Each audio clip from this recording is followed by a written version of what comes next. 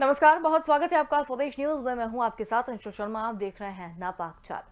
कश्मीर में हर तरह से मुंह की खा चुके पाकिस्तान ने अब भारत को फंसाने के लिए एक और नई चाल चली है। ब्रिटेन की राजधानी लंदन में तुर्की से जुड़ी एक लॉ फर्म ने कश्मीर में कथित युद्धापराध के लिए भारतीय गृह मंत्री अमित शाह और सेना प्रमुख जनरल एमएम नरवणे की गिरफ्तारी की मांग की है। यही नहीं, उसने कथित रूप से कश्मीर में रह रहे 2000 लोगों के बयान वाली रिपोर्ट को भी लंदन पुलिस को सौंप दिया है।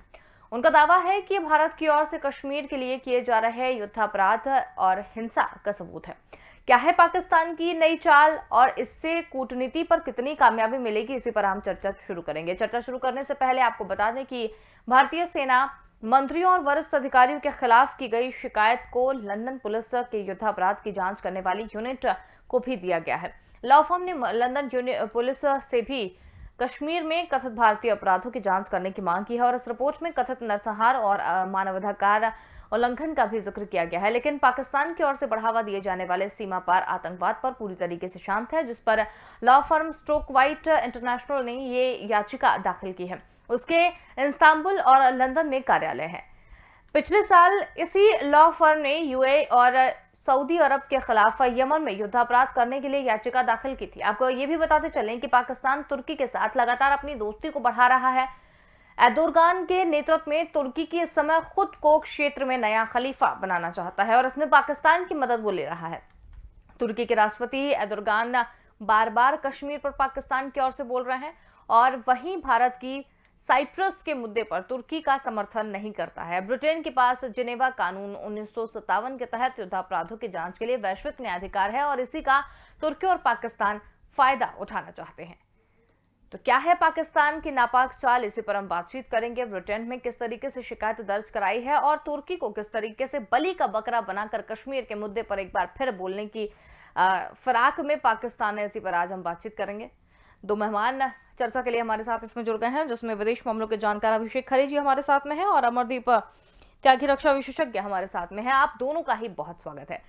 अमरदीप सर, आपसे जानना चाहेंगे कि पाकिस्तान ने हर तरीके की कोशिश कर ली कश्मीर को अपना बनाने की, या यूं कहें कि बेवकूफियत भरे बयान भी कई बार सामने आए हैं और कश्मीर का राग अलापने के अलावा मुझे नहीं लगता कि पाकिस्तान के पास अब और कोई काम बचा हुआ है। लेकिन अब तुर्की को वो बीच में लेकर आ रहा है और तुर्की के साथ में मिलकर भारत को लेकर कई तरीके की चीजें जो यहाँ पर है। तो क्या पूरा मामला क्या है ये?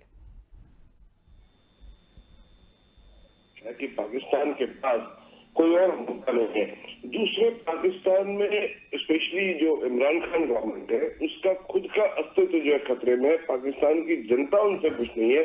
पाकिस्तान में बलूचिस्तान में जो हो रहा है और बलूचिस्तान के लोग जिस तरह से विरोध प्रदर्शन कर रहे हैं, तो इमरान खान बस कुछ और इसके अलावा। दूसरा, तुर्की जो है, तुर्की अगेन अपने आप को जो है विश्व में मुस्लिमों का एक खलीफा बनने का प्रयास करता है या head of the Muslim leadership बनने का कोशिश कर रहा है। तो उसमें दोनों का ये साठगांठ होके इस तरह से ये एक जो लॉ फॉर्म ने जो है इंग्लैंड में जाके जो एक पिटीशन डाली है भारत में, जो कहते हैं वॉर क्राइम्स, इनका कोई औचित्य नहीं है, कुछ होने वाला है नहीं। मैं तो कहता हूं कि यस, लेट द ट्रिब्यूनल और जो उनकी जो जांच एजेंसी है ब्रिटेन की, let them come and see what's happening in Kashmir, what Pakistan is doing in Kashmir. They will get to know, the whole world will get to know कि what Pakistan is doing in this region. Cross border terrorism है, उसके बारे में पाकिस्तान की या उस law firm ने जो स्टॉक वाइट या कुछ इस तरह का नाम है उस कंपनी का, उसने जो डाला कुछ भी नहीं होगा। उनको बताना चाहिए कि हम लोग किस तरह आतंकवादी भेज के वहाँ कश्मीर की जो शांति है उसको किस तरह उसको हम मिटा रहे हैं, किस तरह वहाँ के लोगों को परेशान कर रहे हैं। जो ये 2000 लोगों की जो पिटीशन है, इस तरह के नाखुश लोग आपको कहीं भी किसी भी समय मिल जाएंगे और नहीं भी होंगे तो ये खुद फर्जी ये बन जाते हैं। जैसे आपने देखोगा पिछले दिनों बहुत लोगों के फर्जी आधार कार्ड और इस तरह के लोग पकड़े गए हैं। तो इस तरह एक पिटीशन बनाना कोई बड़ी चीज नहीं है और इससे हमें या किसी को भी बहुत ज्यादा वरीड होने की जरूरत नहीं है। It is going to be fast and let that agency come. मैं तो कहता हूँ कि बहुत अच्छी बात होगी कि वो एजेंसी यहाँ आके देखेगी तो सही कि भारतीय सेना वहां के लोगों के लिए क्या क्या कर रही है।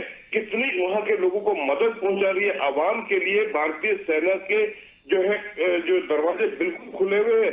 हर तरह से उनको, बच्चों को पढ़ाई से लेके उनको ऑल ओवर इंडिया विजिट कराने से लेके जो सद्भावना का जो प्रोजेक्ट चलाया जा रहा है वहां पर, दैट इज मैं कहता हूँ वहां की आवाम के लिए बहुत बड़ा कदम भारतीय सेना उठा रही है। और ये कह रहे हैं कि वॉर, मतलब war crime we are creating और doing on population of Kashmir, ये सब बकवास बातें कर रहे हैं और इससे कुछ होने वाला नहीं है। जो ये पाकिस्तान स्पॉन्सर्ड टेररिज्म जो है, उसको ये जांच एजेंसी को पता चल जाएगा कि आतंकवादी कहां से आते हैं, वो रोज आके बैठेंगे, उनको पता चलेगा कैसे यहाँ से आ रहे हैं। तो कहने का तात्पर्य, ये पाकिस्तान जो है अपनी जो जान बचाने के लिए इमरान खान इस तरह के स्टंट कर रहा है, उसके पास कुछ है नहीं, कोई विकास के लिए, कोई समाज के लिए कुछ करने के लिए, देने के लिए उसके पास कुछ नहीं है। एक मुद्दा उसके पास है खाली कश्मीर का, जो वहां की जनता के सेंटिमेंट्स को भुनाने के लिए वो यूज करता रहता है, और वही है और कुछ भी नहीं है। बिल्कुल। अभिषेक खरे जी भी हमारे साथ यहाँ पर जुड़े हुए हैं। अभिषेक जी, आपसे जानना चाहेंगे, कश्मीर पर पाक का ये नया पैंतरा आपके दृष्टिकोण से आपको क्या लगता है? देखिए अंशुल, एक मजेदार चीज है जो मुझे इस पूरे मामले में लगती है कि एक कंसिस्टेंसी जो है पाकिस्तान की, वो मेंटेन है एक मामले में। वो क्या है, जब कुछ ऐसी घटना होती है, जब भारत पाकिस्तान के बीच में कुछ अच्छा होने लगता है या अच्छा होने के प्रयास होते हैं, जस्ट उसके बाद कोई ऐसी घटना होती है। अगर आप देखें, वाजपेयी जी बस लेके लाहौर गए, कारगिल युद्ध हो गया। मुशर्रफ आगरा वार्ता के लिए आए, पठानकोट हो गया। और अब अभी 2 दिन पहले ही पाकिस्तान ने अपना सिक्योरिटी विजन डॉक्यूमेंट डिक्लेयर किया, और उसमें उन्होंने बोला कि अब हम 100 साल तक कश्मीर मुद्दा नहीं उठाएंगे और भारत से दूसरे मुद्दों पे बातचीत करेंगे। और 2 दिन बाद ही उन्होंने ये यहाँ पर ये स्टॉक वाइट इंटरनेशनल के माध्यम से पाकिस्तान जम्मू वहाँ मतलब इंग्लैंड में एक ये रिपोर्ट लगा दी। तो इस मामले में तो उनके नंबर पूरे हैं कि वो जब भी, और जो अभी 2-3 दिन पहले हमारी चर्चा हो रही थी, उस समय भी इसमें ये बात निकल के आई थी कि कुछ ना कुछ पाकिस्तान अब ऐसा जरूर करेगा। अगर वो एक काम कर रहा है, हाथ जब वो अपना एक आगे बढ़ाता है, तो उसे हमेशा यही मानना चाहिए कि अब वो 2 कदम पीछे रख के फिर वापस हमला करेगा, जो उनकी परंपरा है, उन्होंने किया। अब इसमें एक चीज है कि देखिए, जो स्टॉक वाइट इंटरनेशनल है, इसका कोई ट्रैक रिकॉर्ड बहुत अच्छा नहीं है। Stock white international basically Islamic कानूनों की जानकार है, और विश्व में जितने भी इस्लामिक मतलब लोगों के लिए, मुसलमान लोगों के ऊपर अत्याचार होते हैं, वो निरंतर इसकी आवाज उठाते हैं। तो ऐसा नहीं है कि कोई वो बहुत इस्टेब्लिश बड़ा या प्रतिष्ठित ऑर्गेनाइजेशन हो जिसकी बात वहां पे इंग्लैंड की मेट्रोपॉलिटन पुलिस जो अपराध की जांच करती है, युद्ध अपराध की, वो इस पे सुने या गंभीरता से ले। ये तो हुआ पहला पार्ट। जैसा दूसरा पार्ट त्यागी जी ने बताया था, त्यागी सर बता रहे थे कि 2000 लोग, वो भी कौन से 2000 लोग, वो असली हैं, नकली हैं, कौन से लोग हैं, उनकी बात पे अगर कोई भी एजेंसी जांच करने के लिए आती है तो उसकी कितनी वैल्यू है? मुझे तो नहीं लगता इसमें कोई खास वैल्यू उनके लिए है, क्योंकि अगर 2000 लोगों के बोलने पे जांच करने की कोई एजेंसी आती है, तो मुझे 100% लगता है कि इस समय कश्मीर में 20 लाख लोग ऐसे मिल जाएंगे जो शायद इसके पक्ष में बोलेंगे कि जब से 370 का एब्रोगेशन हुआ है, कश्मीर की स्थिति बहुत बेहतर हुई है। चाहे वो रोजगार का मामला हो, चाहे वहां पे शांति स्थापित हो, चाहे वहां पे डेवलपमेंट के कार्य हों। और मैं तो अपना एग्जाम्पल बताता हूँ। देखिए, अभी सितंबर में मैं जम्मू कश्मीर, मतलब कश्मीर में था, वैली में था, काफी दिन रहा हूँ वहां। तो जिस तरह से वहां डेवलपमेंट हुआ है, लोकल लोगों से मेरी बातचीत हुई है, तो लोग एंड ऑफ द डे, जो आम लोग होते हैं, वो चाहते हैं कि उन्हें सुख शांति से उन्हें रोजगार मिले, उन्हें पर्याप्त आय हो जिससे वो अपने परिवार को चला सकें। बाद में दूसरी जो चीजें होती हैं, धर्म होता है या दूसरे जो आतंकवाद होते हैं, पाकिस्तान का समर्थन है, ये सब सेकेंडरी और उसके बाद आते हैं। कुछ मुट्ठी भर लोग, कुछ लोग अगर कर रहे हैं, जिन्होंने बयान दिए भी होंगे, जो कि सामने भी नहीं आएंगे और न मिलेंगे उनको कभी, तो ऐसे लोगों के बयान के आधार पर अगर कोई रिपोर्ट प्रस्तुत भी की जा रही है, तो मुझे कतई नहीं लगता कि इसकी कोई वैल्यू होगी। और जिस तरह से भारत सरकार और भारत सरकार के अधिकारियों ने इस पर कमेंट्स किया है, उन्होंने बोला है कि ये जो है बयान, इन पर हम कोई टिप्पणी भी नहीं करेंगे। जो उन्होंने रिपोर्ट वहां दर्ज कराई है, हम इस पर टिप्पणी नहीं करेंगे, हम इस पर चुप्पी अपनी साधे रखेंगे, क्योंकि इस तरह की कई एक्टिविटीज पाकिस्तान ऑलरेडी करता रहा है।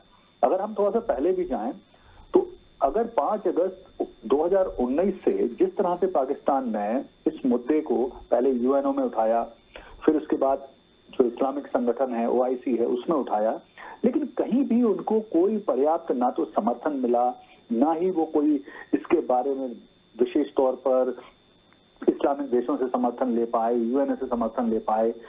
सिर्फ गिने चुने मलेशिया और तुर्की ने भर उनका समर्थन किया। तो एक तरह से ये उनकी हताशा है, और हताशा के साथ साथ अब मुझे लगता है ये विशेष तौर पर इमरान खान के प्रयास हैं, क्योंकि इस समय उनकी लोकप्रियता में भारी गिरावट आ चुकी है। अब उन्हें कुछ ऐसा एक्स्ट्रा एफर्ट करना पड़ेगा जिससे शायद वो जनता के सामने थोड़ी सी उनकी लोकप्रियता बढ़े। सेम इस चीज को देखें तो सेम कंडीशन एर्दोगान की तुर्की में है।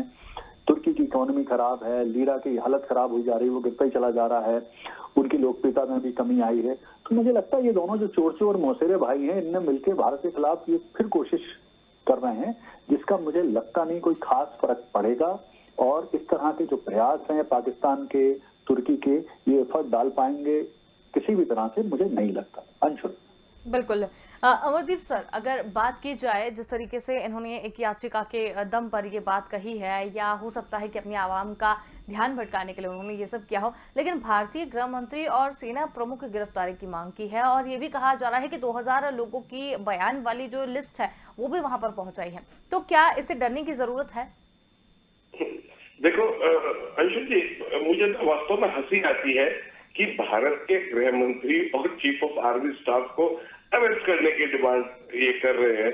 मतलब कितनी बेवकूफी भरा ये जो स्टेटमेंट इमरान खान या जो उनके भी रिप्रेजेंटेटिव ये दे रहे हैं कि भारत के गृह मंत्री को गिरफ्तार किया जाए उनकी कंप्लेंट पे, और उन्होंने कुछ 2000 लोगों की लिस्ट या उनकी जो भी स्टेटमेंट है असली है कि फर्जी है ये तो भगवान जानता है। लेकिन वो अपने यहाँ जो वॉर क्राइम वो बलूचिस्तान में कर रहे हैं, जो उनकी जो तहरीके तालिबान जो वहां पे कर रही है उसके बारे में क्या उन बताएगा?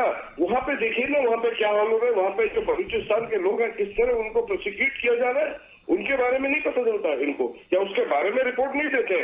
जो POK है, पाक ऑक्युपाइड कश्मीर है, वहां पे जो कश्मीर के असली ओरिजिनल बाशिंदे हैं उनकी हालत देखिए, सेकंड ग्रेड के सिटीजन वो बन के रह गए हैं। वहां पर सिर्फ पाकिस्तान के जो मिलिट्री के लोग हैं और आतंकवादी लोग जो है, उनके अलावा वहां के जो ओरिजिनल बाशिंदे हैं, जो कश्मीर के ओरिजिनल बाशिंदे हैं, उनकी हालत खराब है। उनको दोयम दर्जे का नागरिक की तरह उनको ट्रीटमेंट किया जाता है, वहां पे उनका बुरा हाल है। मैं तो कहूंगा कि इन्होंने यदि ये स्टेप उठा ही लिया है, let that war crime agency जो ब्रिटेन की जो पुलिस की जो विंग है, let them come and see at both the side की हो क्या रहा है यहाँ पे।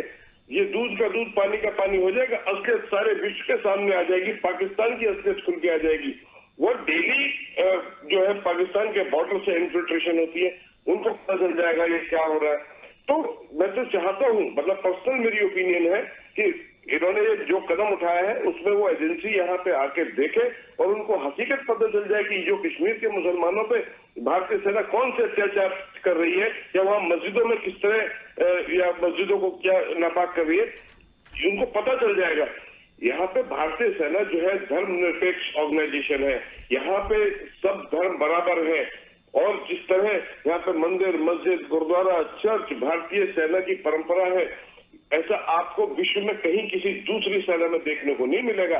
तो ये जो ब्रिटेन की जांच एजेंसी है उसको आना चाहिए and let them see, and सब कुछ क्लियर हो जाएगा इनको, और पाकिस्तान की हकीकत पूरे विश्व के सामने आ जाएगी।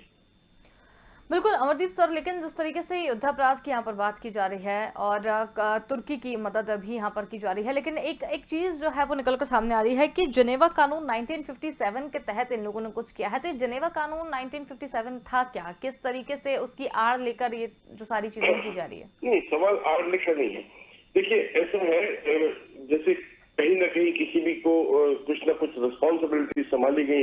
एंड यू नो कि किसी जमाने में ब्रिटेन जो था एक विश्व की इतनी बड़ी शख्सियत थी कि पूरे मतलब कि ब्रिटेन के शासन में जो सूर्यास्त नहीं होता था, पूरे विश्व को एक तरह से कंट्रोल ब्रिटेन कर रहा था।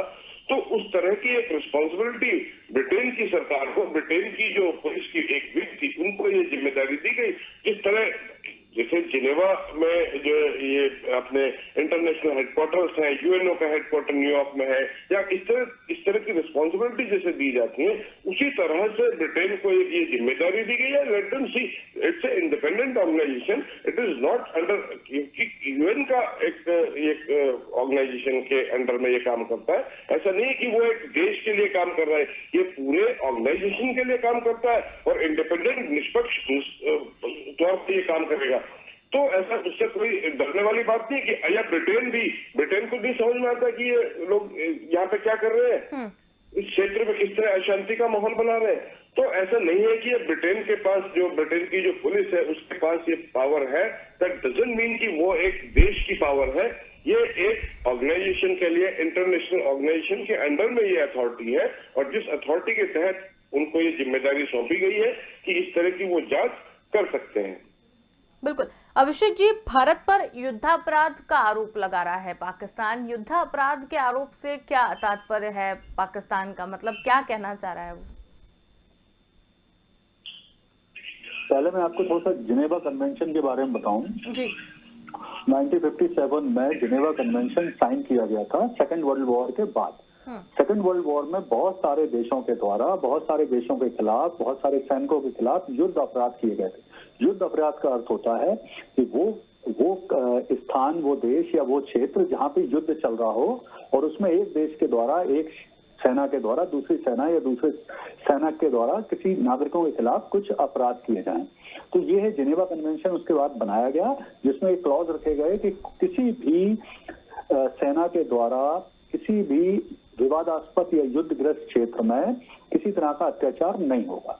और उसी दौरान इंग्लैंड की जो मेट्रोपॉलिटन पुलिस है उसे वॉर क्राइम करने के लिए स्पेशल राइट दिए गए कि वो किसी भी तरह की दुनिया में अगर वॉर क्राइम होते हैं तो वो यूएनओ की एक एजेंसी के रूप में उसकी जांच कर सकती है। ये तो है उसका पहला पार्ट। और इसी के आधार पर दुनिया भर में बहुत सारी जगह से उनके पास ऑलरेडी रिपोर्टें होती रहती हैं, इस तरह की लोग एप्लीकेशन देते रहते हैं कि उन क्षेत्रों में युद्ध अपराध हो रहा है, नरसंहार हो रहा है, जेनोसाइड वगैरह ये सब हो रहे हैं। ये तो पहली बात तो पाकिस्तान ने ये साबित करने की कोशिश करी है कि ये जो कश्मीर है भारत वाला, ये विवादास्पद क्षेत्र है, युद्धग्रस्त क्षेत्र है, और जिसमें भारतीय सेना वहां के जो नागरिक हैं उनके खिलाफ नरसंहार कर रही है, यानी जेनोसाइड कर रही है। तो ये तो पहला पार्ट। तो मुझे लगता है ये तो पूरी दुनिया में क्लियर है कि ये भारत का पार्ट है, तो वहां कोई कंफ्यूजन है नहीं। उन्होंने एप्लीकेशन भी दी तो उसकी कोई खास वैल्यू निकल के आएगी नहीं। दूसरा रही बात इंग्लैंड और भारत के, तो क्या इंग्लैंड में जो इस समय भारत और इंग्लैंड के संबंध हैं वो बहुत अच्छे हैं। देखिए, भारत के संबंध इस समय अमेरिका, इंग्लैंड दोनों से बहुत अच्छे हैं, फ्रांस से बहुत अच्छे हैं।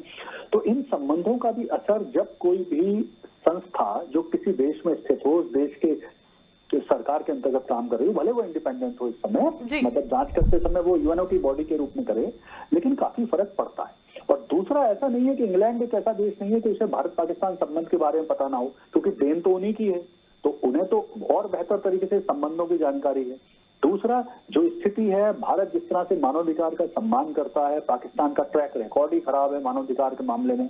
अगर आप देखें तो ऐसा देश बात कर रहा है युद्ध अपराध की, जिनके देश में अल्पसंख्यकों पर सबसे ज्यादा अत्याचार हो रहे हैं, चाहे वो हिंदू हों, चाहे वो सिख हों, और सबसे बड़ी बात, ऐसा देश जो ईश निंदा कानून के नाम पर ढेर सारे लोगों को वहां पे बंदी बना के रखा हुआ है। पाकिस्तान में ढेर सारे हिंदू और सिख और क्रिश्चियन कम्युनिटी के लोगों पे ये ईश निंदा कानून लगाते हैं वो, और उनको अत्याचार करते हैं। जैसा त्यागी सर ने बताया, बलूचिस्तान की स्थिति इस समय बिल्कुल ही खराब है, बिल्कुल सेकंड ग्रेड का वो बना दिया है। अगर हम और बात करें तो जो ग्वादर पोर्ट है, जहां चाइनीज कॉलोनी बन रही है, वहां लोकल लोगों की बात नहीं सुन रहे हैं। तो एक ऐसा देश जिसके खुद की बहुत सारी परेशानी है। और हाँ, एक सबसे बड़ी बात तो मैं भूल ही रहा हूँ, वो उइघुर मुसलमान।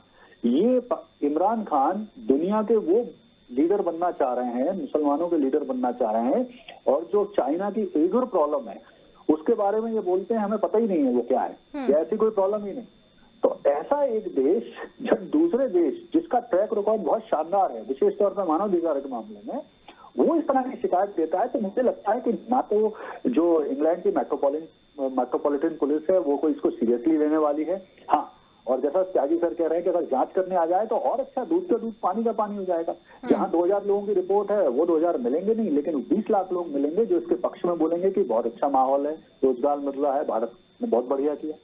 तो मुझे लगता है कि इससे बहुत ज्यादा फर्क पड़ने वाला नहीं है ना। और इस बहाने मुझे लगता है सिर्फ जो पाकिस्तान की कोशिश है इसका अंतर्राष्ट्रीयकरण फिर से करना, थोड़ी सी चर्चा हो जाए, थोड़ा सा जो इमरान खान की हालत खराब है तो उन्हें ब्रीदिंग स्पेस मिल जाए, उससे ज्यादा मुझे लगता नहीं है कुछ है। और जो भारतीय अधिकारियों का जो प्लान है कि इस पर चुप्पी रखी जाए और कुछ भी ना बोले, और जो इनका सोच है कि इसका अंतर्राष्ट्रीयकरण हो, तो अगर भारतीय अधिकारी या लोग नहीं बोलेंगे, नेता कुछ भी नहीं बोलेंगे, तो इसका अंतर्राष्ट्रीयकरण भी नहीं होगा। तो मुझे लगता है कुल मिला के जो भारतीय पॉलिसी है अधिकारियों की वो ठीक है और इससे बहुत फर्क पड़ने वाला नहीं। लेकिन अब होना क्या चाहिए और करना क्या चाहिए, मुझे लगता है कि एक बार अब फिर से भारत को जो तुर्की मामला थोड़ा सा ठंडा बस्ते में डाला जा रहा था भारत की तरफ से, अब उसे रीस्टार्ट करने की जरूरत है। पुनः तुर्की को जो कुछ हमने ऑर्डर दे दिए थे बीच में वो सब कैंसिल करने की जरूरत है। दूसरा, साइप्रस के मुद्दे को फिर से उठाने की जरूरत है। तीसरा, पाकिस्तान के सहयोग से तुर्की में जो परमाणु बम बनाने का प्रोसेस चल रहा है उसे हाईलाइट करने की जरूरत है। तुर्की जो न्यूक्लियर मिसाइलें बना रहा है उसे हाईलाइट करने की जरूरत है। तो मुझे लगता है कि अब भारत को भी अपनी नीतियों में थोड़ा सा एग्रेसिवनेस लाना चाहिए, क्योंकि मुझे लगता है कि हम थोड़ा सा करते हैं, फिर वेट करने लगते हैं, फिर हम शांत हो जाते हैं, लोगों को फिर मौका मिलता है आगे बढ़ने का। तो मुझे लगता है हमें भी अपनी पॉलिसी अग्रेसिव करके एक स्थायी नीति पर काम करना चाहिए कि अगर हम विरोध कर रहे हैं तुर्की का तो हम लगातार करें और उस एंड तक करें कि जब तक उसे बिल्कुल घुटनों पे न ला दें। सेम मुझे लगता है पाकिस्तान के लिए भी हमारी पॉलिसी बिल्कुल ठीक चल रही है, हम पाकिस्तान से बात नहीं कर रहे हैं, उसकी ये बहुत ज्यादा हड़बड़ाहट है, उसकी फ्रस्ट्रेशन है जो निकल के आ रहा है। तो मुझे लगता है वो नीति भी सही है। तुर्की के खिलाफ हमें थोड़ी नीति में और एग्रेसिवनेस लाने की आवश्यकता है। बिल्कुल। अमरदीप सर, तुर्की से जुड़ी ब्रिटिश लॉ फर्म में ये जो शिकायत है ये दर्ज कराई गई है। क्या मतलब तुर्की से हमारे किस तरीके के संबंध पहले से रहे हैं जो पाकिस्तान की या तो बातों में आ गया है या पाकिस्तान के कहने पर ये सारी चीजें कर रहा है? देखिए, यदि हम हिस्टोरिकली देखें तो तुर्की के साथ भारत के संबंध बहुत अच्छे रहे हैं। जो आजादी के समय में जब आजादी का आंदोलन चल रहा था तो महात्मा गांधी ने जो खिलाफत आंदोलन किया था तो तुर्की के खलीफा के समर्थन में ही वो आंदोलन चलाया था, जिसको हम कई बार जो है गलती से जो है अंग्रेजों के खिलाफत का मुद्दा समझ लेते हैं, जबकि ये जो खलीफत है, खलीफा के समर्थन में वो आंदोलन चलाया गया था। तो भारत के साथ तुर्की के संबंध पहले से बहुत अच्छे रहे हैं, लेकिन अभी जैसे साइप्रस के मुद्दे पे भारत जो है तुर्की का सहयोग नहीं कर रहा है और तुर्की जो है अपने आप को मुस्लिम जो विश्व के जो मुस्लिम समुदाय है उसका एक नेता बनना चाह रहा है और उसके लिए उसने गलत सहयोगी चुन लिया। एक्चुअल में पाकिस्तान के सहयोग से वो एक फेल्ड स्टेट के तौर पर जाना जाएगा, कट्टरपंथी देश के तौर पर जाना जाएगा।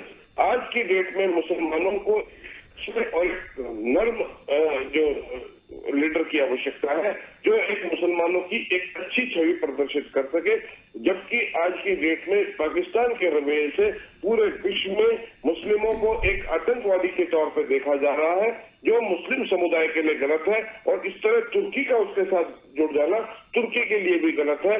रही इस फर्म की बात, ये फर्म ने पहले भी जो है यूएई के खिलाफ और एक और अरब देश के खिलाफ, यमन के खिलाफ वॉर क्राइम्स करने का इस तरह का एक मुद्दा उठाया था और उसकी भी रिपोर्ट डाली थी, उसका भी कुछ नहीं हुआ और कोई उसका आउटकम नहीं हुआ। इसी तरह इसका भी कुछ नहीं होने वाला है। लेकिन जैसे अभी खरे साहब बोल रहे थे, भारत को एग्रेसिव होने की जरूरत है और इस मुद्दे को और जोर शोर से मैं कहता हूं कि उठाए और late that agency come and do the proper investigation कि एक्चुअल में कश्मीर की जो समस्या का जो कारण है वो भारत है या पाकिस्तान है।